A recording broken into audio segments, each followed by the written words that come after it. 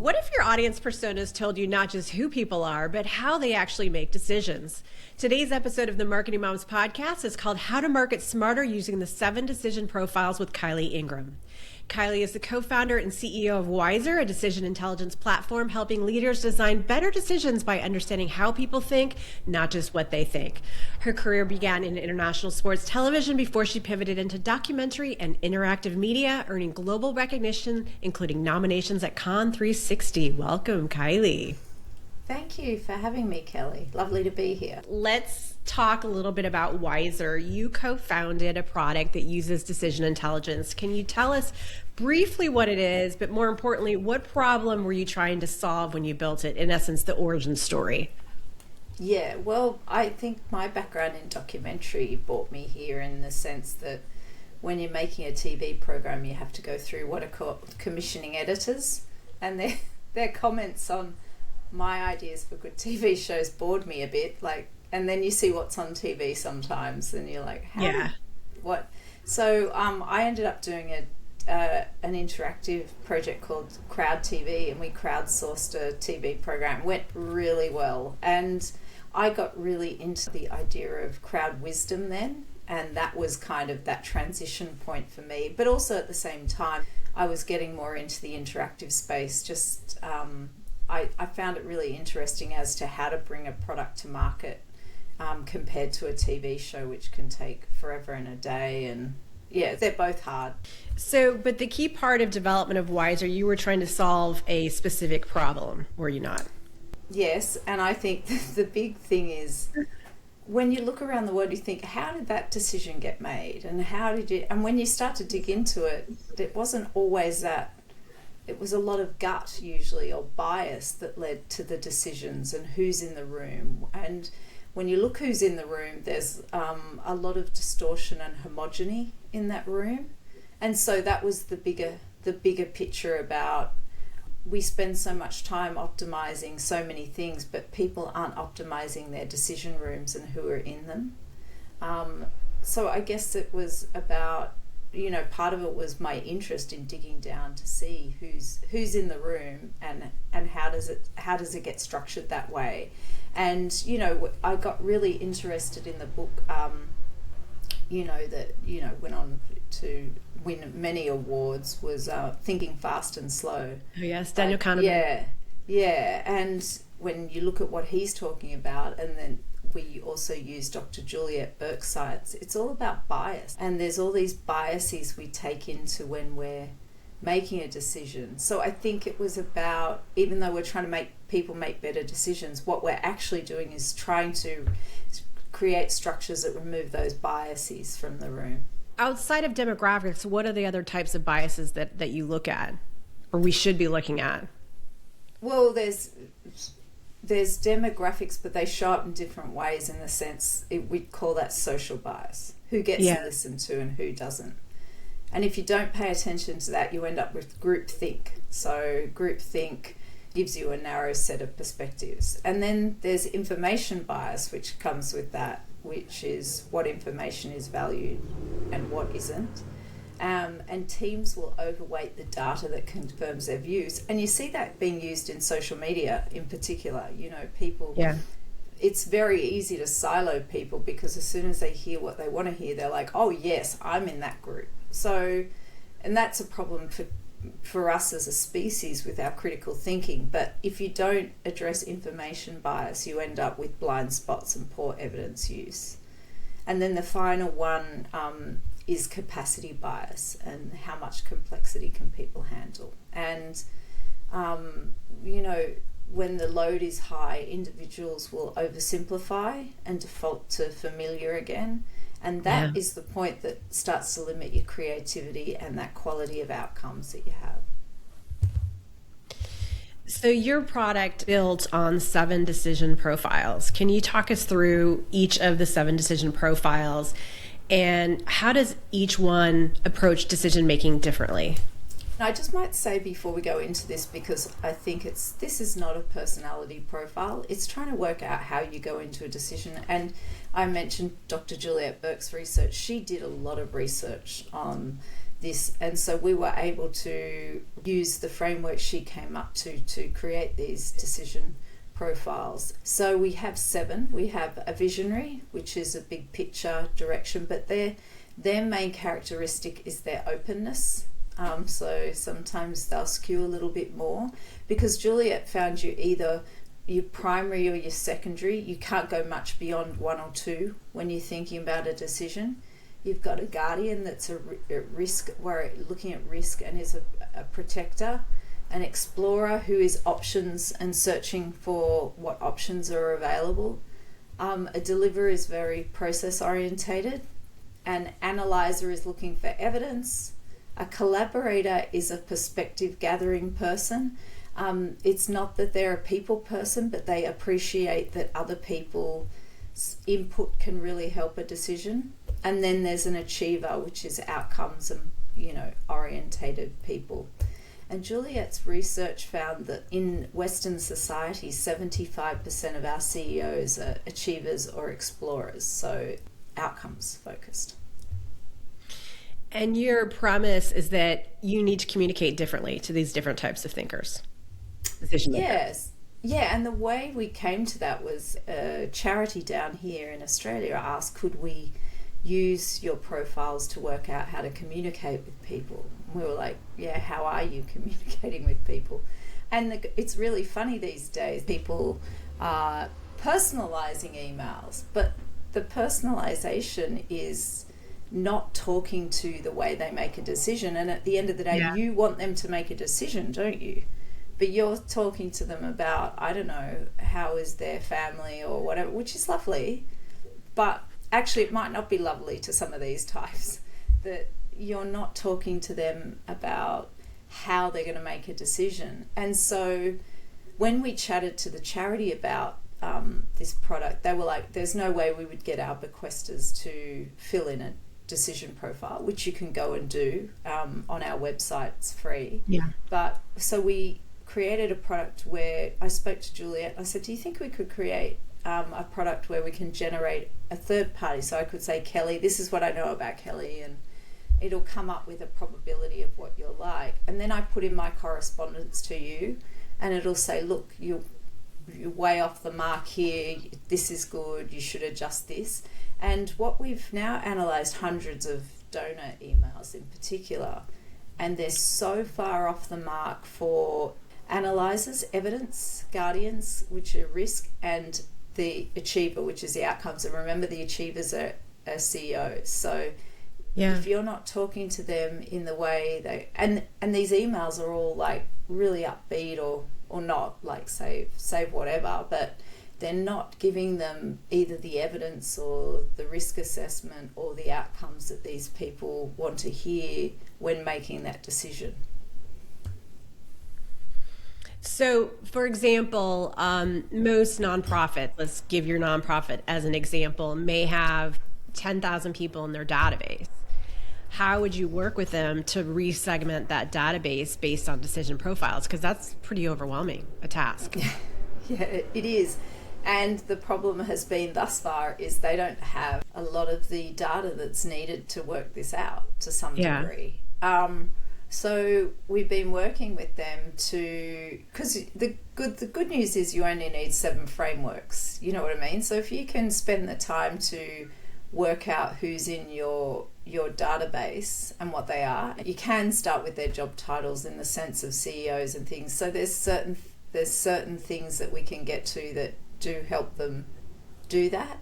And, at the moment we're building a tool where you can pump in your whole 10,000, see what you get, but the results are still low. So it is about data. And we're working with a couple of charities that are like, look, we're going to start again with these high bequesters that we want and just start thinking through. And I think it's just helping them in general rewrite their emails, because the other thing I've seen somebody do is sprinkle a little bit of something for everybody in there, so it's hitting the evidence, it's hitting the whatever, and that also can work. I've heard people do that in speeches too, like when they're giving presentations, that they make sure that they're talking to those different cognitive types. So you could go in and make assumptions as who are the thinkers, who are the doers, who are the connectors, and associate them with decision profiles. But it's difficult to do en masse, but your product offers that. And then your product also offers the communication component or not? Yeah, no. So it will completely rewrite the email for you. But it will also let you know what's the strength, because we're giving you that sandwich where we've been nice to you, and then what your risks are, and then what you should do, and then it gives you a rewrite.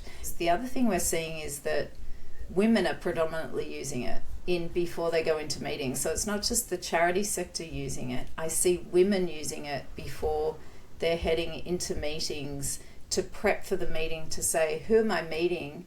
And one of the women said to me, she now will prep the meeting. She's often in a meeting with all men, and she preps the meeting and sees who's in the room, and then is like, she focuses on the achiever, or at least knows what she needs to deliver to each of them, so they're hearing what she's saying. And she says it just gives her such a better sense of preparation before she's going in to understand how to talk to them. So I did take the decision profile test, and I'm an analyzer. Oh, nice. Which is not a surprise. What would you do for an analyzer, for example? You'd need to give you evidence. Like, you probably want to know if I'm telling you decision profiles or a thing. You're like, well, did you make it up yesterday, using AI? And I'm like, no. Well, that was also why I gave you the bit, the background bit. So, if a charity's coming to you and saying, we're going to save the koalas, you're going to say, you might want to say, well, how many koalas are there and how many are you going to save? Or what are you, how exactly are you doing that, rather than just those blanket statements. And there's a lot of blanket statements in emails, whereas you would unlikely be satisfied by blanket statements. That makes a lot of sense. So in terms of like what people are using now, how are these 7 decision profiles different in terms of frameworks versus what marketers and business leaders are using now? So like DISC or Gallup or Clifton Strengths or Big Five. What are, what's the difference between that and traditional tools? And then I'm going to talk about AI next. Yeah, sure. Well, most of the frameworks are designed to describe a personality. So they tell you something about who somebody is or how they might prefer to work. And from my understanding, I was reading an article yesterday, there's like, I don't know how many tools are in that space. And I try not to let us be anchored beside them, but I think it's normal to be so. And I think the big ones are DISC and Myers-Briggs, and both of them are, their evidence is sketchy. DISC was made by the guy that made Wonder Woman, who was in a polyamorous relationship, and D stood for dominant and S stood for submissive initially. That's and right. Then DISC and Myers-Briggs was made by a lady that was Jungian theory, who I believe has been disproved, and she didn't like her daughter's new boyfriend, so she made that one up, and she thought, oh, he's not like us, so I need to explain this.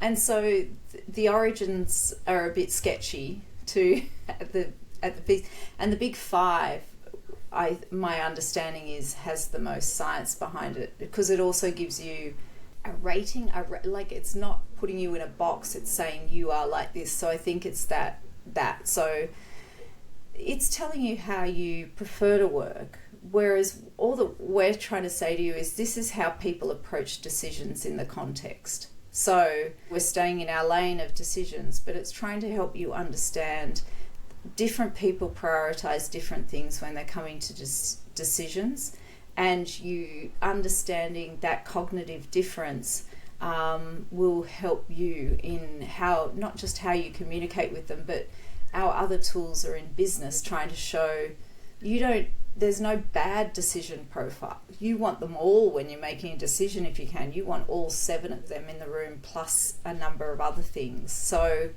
none of them are bad, and it's a cognitive type. So it's just a matter of you understanding that so you can talk to them better, and you can, your outcomes become better. We're seeing up to a 15% lift in some email campaigns just by using it. So wonderful. Yeah. So what I see advertising strategists and marketers using is taking these audience profiles that are developed for different products and services and then plugging them into AI and creating these, in essence, AI generated audience profiles, and then talking to them as if they were real people and asking questions that way. Talk to me a little bit about that model of how people are using AI. And I know it's updating on a daily basis and there's new things that it can do, but people are really depending on AI now to kind of, in essence, become this persona or even become yourself, a duplicate of you and how you would think. What are your thoughts on that and using that as a tool for decision making for selling products and services? Look, there's so many different uses of AI. It's great. I think AI can help you write a better email potentially, especially if you don't like writing. You still have to know what that person's thinking to get a better thing. So first of all, once again, you're describing a personality rather than a decision style. But the thing is, I was talking to Dr. Burke about this the other day. Even if you're in a meeting and you say, because you can see it, you say, look, we're in this meeting, Kylee, we don't have anybody that worries about risk. Let's just pretend. And it's the same with AI. You're saying, let's pretend you can think about this. I think AI and another person can only go so far, whereas there's a nuance and a complexity to a person, and that even that imagining of the future is different with a real human than, AI. If you can I think AI can get you away to that. But if you really want to interrogate something, you need somebody that thinks like that to, help you. But still, yeah, sure. Say if you don't understand how somebody with a risk profile talk, you could ask them that. But I would be asking about how they make decisions. Well, you just use Wiser because we've built it for you. But if you're not going to do that, you could just go and you'll get somewhere with it. But I think it's that deep interrogation when you're making an important decision. You need to interrogate it from different angles. I just analysed a board in Australia that it was at a writers' festival, and I was like, they made such an interesting decision. They all got fired, and the whole festival was cancelled. It was millions and millions of dollars of mistakes right there. And I looked at them, and I found 8 out of 9 had primary and secondary profiles in risk. So you're thinking, how did they get this so wrong? And I thought our tech had failed because a guardian, a risk person, is the profile least likely to come up. So I was like, how did these people find one another? But that's the other thing you see. The cognitive types like to talk to one another so that they can pull together if you're not careful. And what ended up happening was they could only see one risk and they doubled down on it. And it was it was a risk, but it was the wrong risk, and they didn't have an explorer in the room to go, hey, there's this over here, or a visionary to go, hey, whatever. They all went down this rabbit hole together, and it exploded. Nationally, it's only in Australia, so it wasn't that big. It didn't make international news, but it was a really interesting case study to look at what happens when you don't have any of that diversity, how hard it is for people to actually think beyond the way they actually do. It's such a challenge because I think it's hard enough to get boards and corporations to think beyond gender and ethnicity to people's cognitive diversity. Yeah, and there's Juliet. You look at Juliet in her book, Which Two Heads Are Better Than One, wrote a piece on Enron. And Enron, they got a woman in the room. They got an Asian man, and they were like, whoa, we're box ticking here left and right. But they were almost the exact same cognitive diversity. I think there are only 2. I went back and I analysed them all. I think there are only 2, maybe 3, so they're missing 4.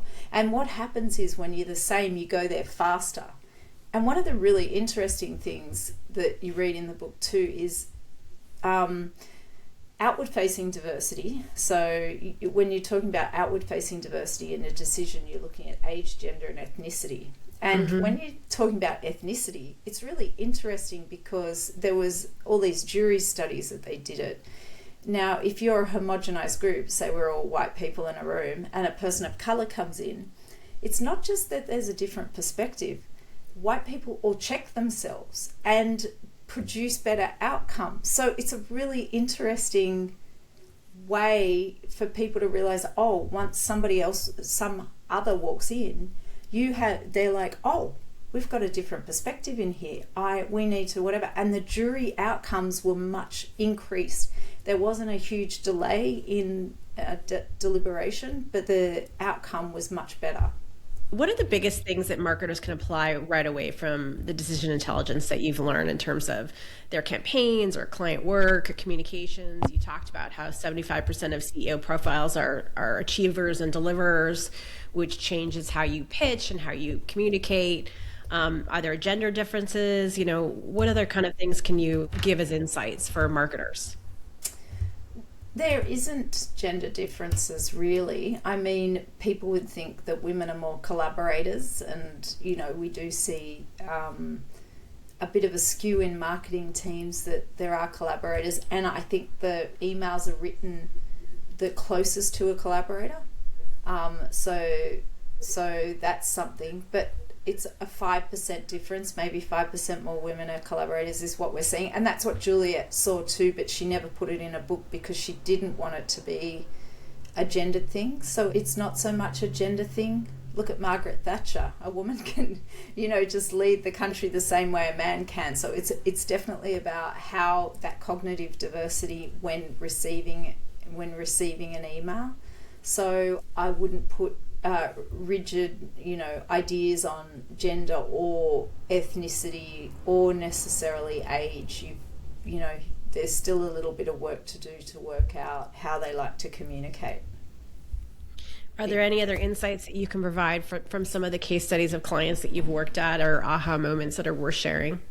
I think what you can see is in companies too. So you've got this 75% at the top of the one of the two. By the time middle management comes through, they've all what we call cognitive drift. They've all drifted towards this.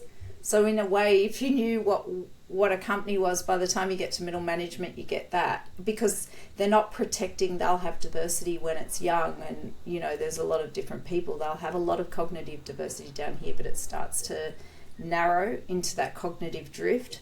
So if you can kind of work out what your client is, there's a good chance that you can start speaking to them in their predominant language, because people aren't protecting themselves against this drift, and that's how they really start to suck at innovation, because they can't innovate. I mean, look at the Apple Watch. The Apple Watch didn't work on people with darker skin because they probably had no one in the room test that. Like, there's so many stories like that, and you're like, they did what? It's just... The one that drives me nuts is car designers. I mean, no one has thought about where do women put their purse? Yeah. Has there been one car that's been designed to put our stuff? No, they put a place for men's sunglasses, but nothing else. Women did the rear vision mirror. They did also, like, the women in cars created all sorts of design elements that are interesting that men wouldn't think about. But yeah, it's different perspectives, isn't it?